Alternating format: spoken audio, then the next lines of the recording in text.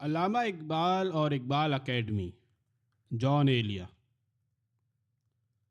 گزشتہ دنوں کراچی میں یوم اقبال کے موقع پر متعدد مشاعرے اور ادبی اجتماعات منعقد ہوئے اور یہ سلسلہ کئی دن تک جاری رہا۔ یوم اقبال کے ان اجتماعات میں وہ اجتماع خاص طور پر قابل ذکر ہے جو اقبال اکیڈمی کے جانب سے ہوٹل میٹروپول میں انعقاد پذیر ہوا۔ اقبال اکیڈمی کو پاکستان کے علمی اداروں میں ایک نمایاں حیثیت حاصل ہے۔ علامہ اقبال کے افکار و نظریات کی نشر و اشاعت کے سلسلے میں اس نے جو خدمات انجام دی ہیں وہ کسی سے پوشیدہ نہیں۔ اس کے ساتھ ہی اقبالیات کی شرح و تفسیر کے ضمن میں اس نے اپنے قارئین کو بہت سے ان دقیق علمی مسائل اور فلسفیانہ مباحث سے بڑی حد تک روشناس کرا دیا ہے جن کے اصل ماخذوں کا مطالعہ کرنا آج کل کے سہولت پسند کاری کے لیے ایک عذابناک مشقت سے کسی طرح کم نہیں، اور یہ بلا شبہ ایک خدمت ہے۔ لیکن علامہ اقبال کی تخلیقات کو اقبال اکیڈمی جس انداز سے اپنا موضوع قرار دیتی ہے، اس انداز سے ہمیں اختلاف ہے۔ ہمارے خیال میں علامہ اقبال کی حقیقی عظمت ان کے فن کی ادبی اور جمالیاتی اقدار میں پوشیدہ ہے۔ مختصر یہ کہ ان کی عظمت کا اصل مظہر ان کی شاعری ہے، لیکن اکیڈمی انہیں ایک عظیم شاعر کے بجائے ایک مجدد کی حیثیت سے پیش کرتی ہے۔ حالانکہ وہ ایک ہی زبان نہیں بلکہ بیک وقت دو زبانوں کے عظیم ترین شاعر تھے۔ چنانچہ علامہ اقبال کے نظریات کی تشریح میں جو کتابیں لکھی گئی ہیں ان کا تعلق علامہ اقبال کی شاعری سے صرف اسی قدر ہے کہ ان میں جا بجا علامہ اقبال کا نام آ جاتا ہے۔ یہاں اگر ان کے نام کی جگہ شاہ ولی اللہ یا مجدد الف ثانی کا نام لکھ دیا جائے تو صورتحال میں کوئی فرق واقع نہیں ہوگا۔ ہمارے خیال میں یہ ان کے ساتھ بہت بڑی ناانصافی ہے۔ ایک دوسرے درجے کے شاعر کے ساتھ اگر یہ طریقہ روا رکھا جائے تو شاید اس کا کوئی جواز نکل آئے، لیکن اقبال جو اول و آخر ایک شاعر تھے اور ایک قدر اول کے شاعر، ان کے ساتھ یہ غیر شاعرانہ برتاؤ کسی طرح بھی مناسب نہیں اور اس کا کوئی جواز پیش نہیں کیا جا سکتا۔ صورت یہ ہے کہ ان کی مخصوص تعلیمات اور فلسفہ حیات سے ہر شخص متفق نہیں ہو سکتا، لیکن ان کی شاعری، ان کے فن کی جمالیاتی اقدار اور ان اقدار کے پیچھے زندگی کی جو امنگیں بال کشاں ہیں، ان کے عظیم حسن و جمال سے کوئی بھی انکار نہیں کرے گا۔ لیکن اس پہلو کی طرف توجہ کرنے کے بجائے ان کے کلام کی اخلاقی، فقہی، سیاسی اور روحانی توجیہات پر سارا زور صرف کر دیا جاتا ہے۔ وہ توجیہات جو ایک غیر متعلق قاری کے لیے کوئی جاذبیت نہیں رکھتی۔ اس کا نتیجہ یہ ہوتا ہے کہ اقبال ایک ہی حلقے میں محدود ہو کر رہ جاتے ہیں، جبکہ ان کے فن کی اپیل عالمگیر ہے۔ اگر دنیا کے عظیم شاعروں کی ایک فہرست مرتب کی جائے اور ہم سے پوچھا جائے کہ تم اس فہرست میں اردو کی طرف سے کن شاعروں کا نام شامل کرو گے، تو ہم بلا تعمل جن شاعروں کا نام لیں گے ان میں اقبال و غالب سر فہرست آتے ہیں۔ اب اس کے بعد جب ہم یہ دیکھتے ہیں کہ اسلامی فقہ کی تشکیل جدید اور احیاء ملت کی تحریک کے ضمن میں تو اقبال کے تمام اجتہادات گنائے جا رہے ہیں، مگر ان کی شاعری کا کوئی ذکر نہیں ہو تو ہمیں تعجب بھی ہوتا ہے اور افسوس بھی۔ ہم یہ نہیں کہتے کہ ان کی تعلیمات پر اظہار خیال نہ کیا جائے کہ یہ بہرحال خود علامہ اقبال اور ان کے نظریات سے اتفاق رکھنے والے مبصرین اور مصنفین کا ایک ایسا حق ہے جسے کوئی بھی نہیں چھین سکتا۔ ہم تو صرف یہ کہتے ہیں کہ ادب کے ان بے شمار قارئین کے حق کی بھی کچھ رعایت ملحوظ رکھی جائے جو اقبال کی شاعری سے لطف اندوز ہونا چاہتے ہیں یا لطف اندوز ہو سکتے ہیں، مگر ان کے مخصوص نظریات کے ساتھ کوئی مفاہمت نہیں کر سکتے۔ اب تک اقبال اکیڈمی کی سب سے بڑی خواہش اور کوشش یہی رہی ہے کہ دنیا اور خاص طور پر اسلامی دنیا اقبال کی تعلیمات سے پوری طرح واقف ہو جائے۔ اس کوشش نے اقبال کی فنی قدروں ہی کو نقصان نہیں پہنچایا، انہیں ملک کے ادبی سماج سے بھی کافی دور کر دیا ہے۔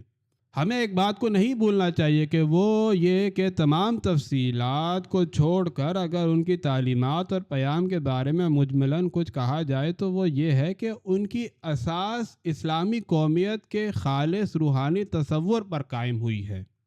اب ہمیں یہ دیکھنا ہوگا کہ اسلامی ممالک میں اسلامی قومیت کا یہ تصور عرب قومیت کے مقابلے میں کتنی مقبولیت حاصل کر سکتا ہے۔ وہ اسلامی ممالک تاریخ اسلامی کے وہ سابقین اولین جن کی نامسلمانی کا پاکستان جیسے نو مسلم ممالک تک کو گلا ہے، صورتحال بالکل واضح ہے۔ عرب صرف عرب قومیت، افغانی صرف افغانی قومیت اور ایرانی صرف ایرانی قومیت کا مفہوم سمجھتے ہیں، اس کے علاوہ قومیت کا کوئی تصور ان کے لیے قطعاً ناقابل فہم ہے۔ اب رہی غیر مسلم دنیا، تو ظاہر ہے کہ غیر مسلم دنیا کو اسلامی قومیت اور اس کے پس منظری اور پس منظری افکار و نظریات سے کیا تعلق، لیکن یہ تمام حلقے کلام اقبال کی مشترک انسانی اور فنی قدروں کی پوری طرح قدردانی کر سکتے ہیں۔ ممکن ہے کہ ہم اس گفتگو کے دوران مختلف تضادات سے دوچار ہوئے ہوں، ممکن ہے کہ ہماری یہ تحریر متعدد تناقضات کا مجموعہ بن کر رہ گئی ہو، لیکن ہم نے کہنا یہی چاہا ہے کہ ادب کے قارئین کا اسی طرح اقبال پر بھی کچھ حق ہے، جس طرح حافظ، خیام، دانتے، ابوالعلا العمری، ملٹن اور غالب پر، چاہے ان کا اکابر فن کے عقائد و افکار سے ان قارئین کو کتنا ہی اختلاف کیوں نہ ہو۔ اس کے بعد اب ہم یوم اقبال کے اس اجتماع کا ذکر بھی ضرور سمجھتے ہیں جو اکیڈمی کی جانب سے ہوٹل میٹروپول میں منعقد ہوا تھا۔ اکیڈمی سے ہماری یہ گفتگو خالص قومی نوعیت کی حامل ہے۔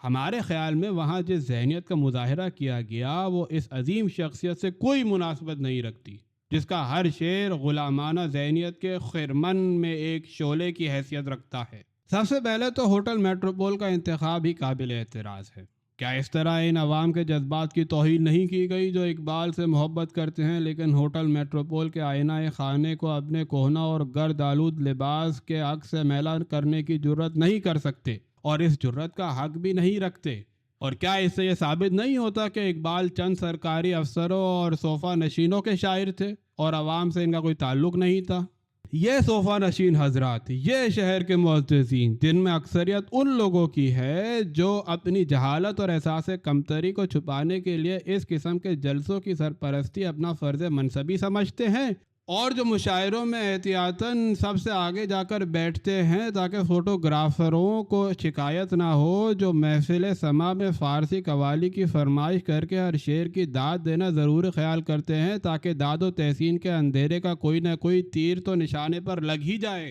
اس جلسے میں شروع سے آخر تک صرف انگریزی دانی کا مظاہرہ کیا گیا، خطبہ صدارت انگریزی میں پڑھا گیا، تقریریں انگریزی میں کی گئیں، کارروائی انگریزی میں ہوئی، اور اس طرح بڑی خوش اسلوبی سے یہ ثابت کر دیا گیا کہ ہم انگریزی میں طاق اور شورۂ آفاق ہیں۔ قوم نے بھی یہ مژدہ جاں فضا سنا اور اطمینان کا سانس لیا کہ ابھی کچھ لوگ باقی ہیں جہاں میں۔ ڈاکٹر سید عبداللہ اس اجتماع کے واحد مقرر تھے جنہوں نے اپنی زبان میں تقریر کی، اور مولانا ماہر القادری نے ایک نظم پڑھی۔ ملک کے ممتاز عالم اور اردو کے فاضل اہل قلم ڈاکٹر سید عبداللہ ہماری تعریف و تحسین کے محتاج نہیں، وہ ان بزرگوں میں شامل ہیں جس سے ہماری نسل نے بولنا اور لکھنا سیکھا ہے۔ ڈاکٹر صاحب نے اس غیر سنجیدہ ماحول اور طفلانہ ذہنیت کے خلاف سخت احتجاج کر کے اپنا فرض ادا کیا، لیکن اس کے جواب میں ایک ممتاز رکن نے یہ فرمایا کہ علامہ اقبال کا پیام صرف پاکستان یا اردو والوں کے لیے نہیں تھا بلکہ عالمگیر تھا، پھر یہ کہ یہاں غیر ملکی حضرات بھی تشریف رکھتے ہیں، اس لیے جلسے کی کارروائی انگریزی ہی میں ہونا چاہیے تھی۔ اظہار کی یہ جرت یقیناً قابل داد ہے اور ہم سب کو اس سے سبق لینا چاہیے، ہم جو اپنی جرت اظہار کو بری طرح گوا بیٹھے ہیں۔ بہرحال ہم نے جب اس رودات کو سنا تو کچھ زیادہ حیران نہیں ہوئے، لیکن اس وقت ہماری حیرت کی کوئی انتہا نہیں رہی جب ہمیں یہ معلوم ہوا کہ ڈاکٹر سید عبداللہ کے علاوہ ہمارے سلسلے کے کئی اور مشائخ اور قبیلے کے کئی اور شیوخ بھی وہاں موجود تھے، جن کا کسی اجتماع میں موجود ہونا ہی اس بات کی ضمانت ہے کہ وہ اجتماع قومی آداب، قومی تہذیب اور قومی انداز نظر کا مظہر ہوگا، اور یہ کہ یہ حضرات صرف وہاں موجود ہی نہیں تھے بلکہ یوم اقبال کی قومی تقریب میں انگریزی زباندانی کا یہ مقابلہ انہی کی نگرانی میں اختتام پذیر ہوا۔ ان محترم بزرگوں میں جناب ممتاز حسن، ڈاکٹر محمود حسین اور اے ڈی اظہر صاحب کے اسماء گرامی خاص طور پر قابل ذکر ہیں، بلکہ ڈاکٹر محمود حسین نے تو اس اجتماع میں صدارت کے فرائض انجام دیے بھائی۔ یہ حضرات ہمارے مشاعرے کے ان ذمہ دار اور حساس بزرگوں میں شامل ہیں جنہوں نے اپنے نوجوانوں کو قومی شعور اور قومی زبان کے حق میں کتنی ہی دلیلیں سکھائی ہیں، کتنے ہی نکات تعلیم کیے ہیں، اور اس طرح اپنے فرائض منصبی کو انجام دیا ہے۔ ہمارا یہ منصب نہیں کہ ہم ان کے ان بزرگانہ فرائض کو انجام دیں، ہمارے لیے خاموش رہنا مناسب ہے۔ ہزار گونا شکایت بزمن خاموش است۔